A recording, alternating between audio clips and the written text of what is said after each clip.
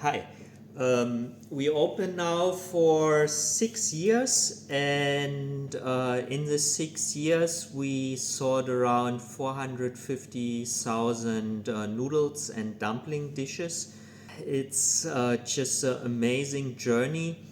A little bit special for the sixth one, why it's maybe a little bit bigger than like a round one, like 10 or maybe 5 or something like that. LIU is the number for 6, and it's basically almost same as a restaurant. Yeah, the writing and everything different. Okay. So I want to just watch a little bit back for what's happened in the last year, what we tried, what worked, what didn't work. In the beginning of the year, we start to work together with somebody professional in social media. So she gives us a little bit structure for that, and have a regular output and tell the stories maybe a little bit better than I would do now. So what we also did is first time ever actually invite people, so it's not like somebody come and just feel our food is super amazing and posted that. The first time ever we directly reached out to people and invited them. The first 2 3 super amazing, they super professional, was super fun. After that it's a little bit like, I don't know, you give food out for free and they eat, and then you get some pictures, and it's kind of weird. And we couldn't have a real conversation. We always like to talk about the food. We only here because we want to show Sichuan cuisine, Chengdu food, and if we can't do it, then it's a little bit weird. So then in the middle of the year, we basically decided to stop that because we had several bad experiences after each other, and it was not so fun. Maybe we will have a new try, so just reach out, and if you have a special angle, how you want show food, how you want show maybe our place, and it was never shown before like that, we always curious for that. Also in the beginning of the year we actually tried. One of the biggest things since 22 is that you would like us open on weekends. Currently the kitchen team is still really small. It's super hard. We tried several times that somebody comes in new, and but the level is here, and it's hard to climb a very steep mountain when the shop is every time super full, and so far nobody succeeded, and we will see. Hope in the future we find a way to make it more easier, and so basically we can't do weekends because there are too few people, and if we do weekend, we can feel it after 1-2 months, then everybody is just exhausted. What we tried, we actually have a little bit of capacity, but only for one person. So she was here on a weekend, and we offered only takeaway, and we tried it to open the shop in Google. This went really badly, and we tried just to announce it in Instagram. This was kind of okay, but a little bit boring for her.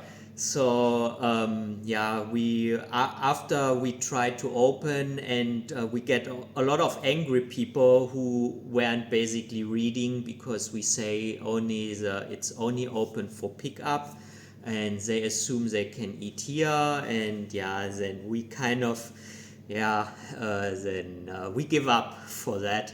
A little bit later we also were thinking about, because especially in winter we have a little bit more capacity in the kitchen during our opening times, so if we work together with food delivery, And yeah, both Volt and Lieferando approached us.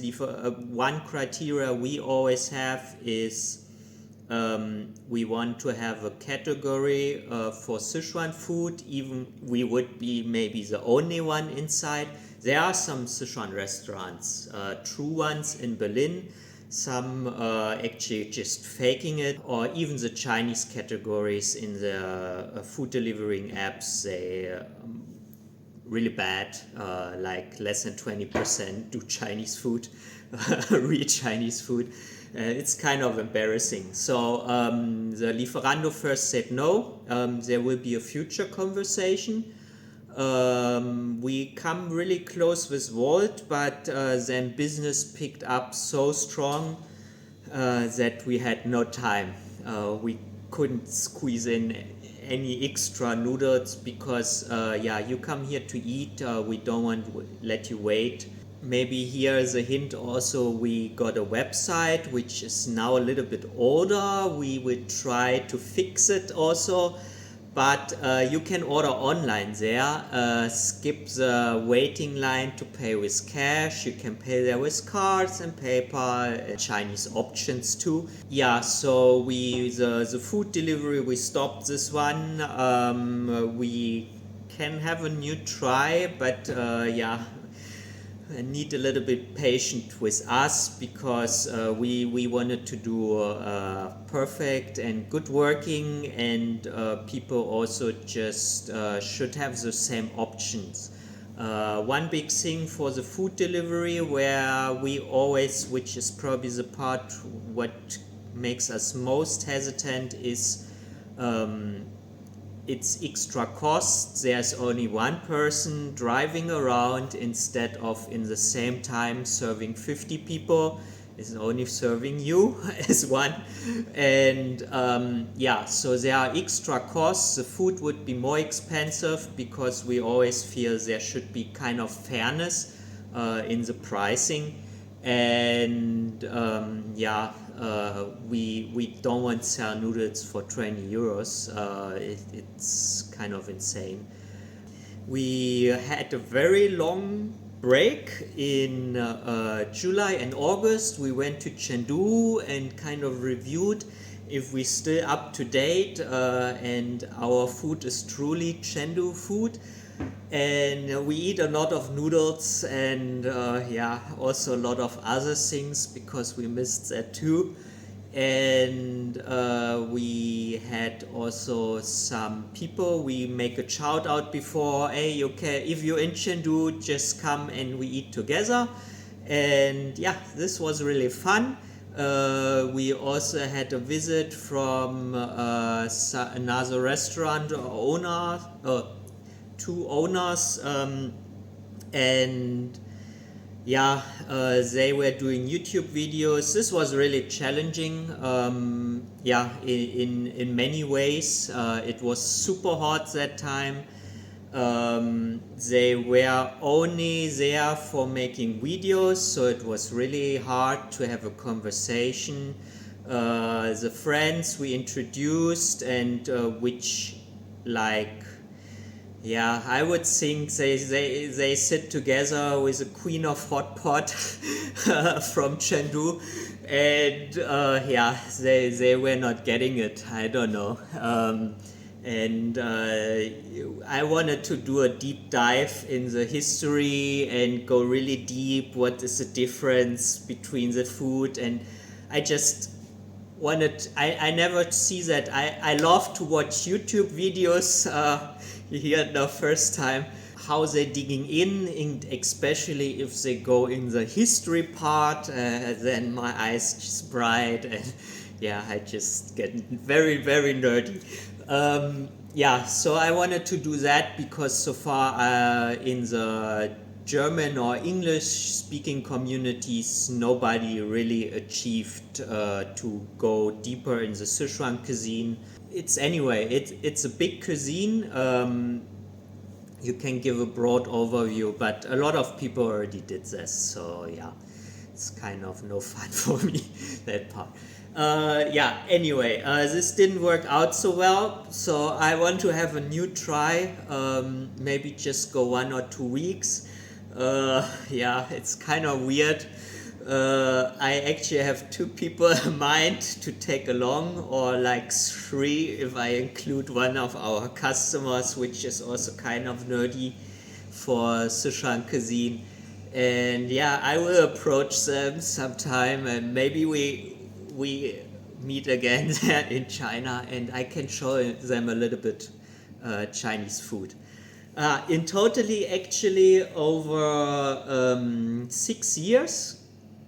Yeah, over my 6 years in China, I visit more than 200 places in China, and I eat a lot of different food. So yeah, I just super nerdy for Chinese food, and I'm always a little bit disappointed when it comes to the food here in Berlin, and the authenticity of the food, and yeah, what then sometimes the restaurant claims, or like maybe also the social media people claim what is this or that food. And yeah, it's super challenging for me to listen then. Yeah, and yeah, okay, I stop here right now. Once we come back from Chengdu, we actually promise we will update our food, and there was one, it's not a dish, it's more like, how to say, it's an ingredient, yeah. There was one ingredient which I missed for a very long time, because you only get it in Chengdu. So it's a noodle dish called like pugai mian, so or translated like to blanket noodles, and it's a very white noodle. And now you see it quite often when we post stuff, because I want you to try and eat. And yeah, currently it's basically just available. You can put it extra in your food with the normal noodles, or replace the other noodles, because that's basically what they do in Chengdu. They have the original dishes, adapt them a little bit, and this is what we did basically once we came back to the middle of September. And yeah, since then puga noodles are available, and everybody who loves really fat noodles try them. I know there are people who actually love their noodles super thin, and then it's not so much fun because it's hard work. The noodle is really big. You get several. We also tried just for fun recently. Instead of you do several, you just do a giant noodle, which is like a meter to a meter. And yeah, I eat it, and it's amazing. Yeah. Yeah, so this is basically what we did new. We also challenged ourselves, but we didn't come up with a conclusion so far if we delete one of our more popular dishes, because we don't find it in Chengdu. Taught in the schools, still in the cooking schools, in the noodle schools, but it's not present in Chengdu, and we had only 6 weeks, so there's one place left. I still have to go. It's actually the unofficial noodle capital of Sichuan. A little bit smaller, just 3 million inhabitants. And yeah, once this happened, I will show this for you. And you can try and maybe go there too. Maybe you're quicker than me. I already speak a little bit about the plans. I would love to go back to China. I want to go more often again. I actually don't want to come back, but school holidays stopped, so my son had to go to school, and yeah, he wanted to eat. Yeah, so what brings the future? Oh, I forgot one thing. I was thinking about what I really missed is from my time in China is not just noodles from Chengdu. So I was actually working on a concept to bring the most popular Chinese noodles in the most authentic way here to Berlin. And we were interviewing people, especially like when you go to Lanzhou, you have the Lanzhou Ramen, so the hand-pulled noodles, everything besides the ramen, what called La Tiaozi. And there's also one noodle type outside from China, is no hand-pulled noodles in a Chinese way. So everything what was here before in Berlin, just fake, no real hand-pulled noodles. Besides the Lanzhou ramen, there are Daoxiaomian, the cut noodles. There's a very famous noodle in Beijing. There's a very famous noodle in Jiangsu. I wanted to combine all of that and put it together and give you like the insanest noodle experience ever. So we were interviewing a lot of people, especially the key was people who can actually hand pull noodles, which is a skill you have to learn for years and years to get really proficient. And fate for that is the project fell apart basically a little bit before we went to China. And there are several reasons. I can talk more about this if anybody is interested. And yeah, so then it's more like instead of open a new shop, because Lin just won't keep this one restaurant, we don't have anyway enough people to give you more time, so how we can do a second place. It's more about now go deeper and give you a stronger experience for Chengdu food, for Sichuan food. Yeah, and this is what we will basically dedicate more of the time. Yeah, we still have a little bit time on our extended contract. 3 more years we can stay here. Hopefully after that even longer. And yeah, reach more of you. Yeah, okay. Thanks a lot. This is my 6th year update, and yeah, see you. Thanks a lot for all the people. 400,050 dishes, just insane.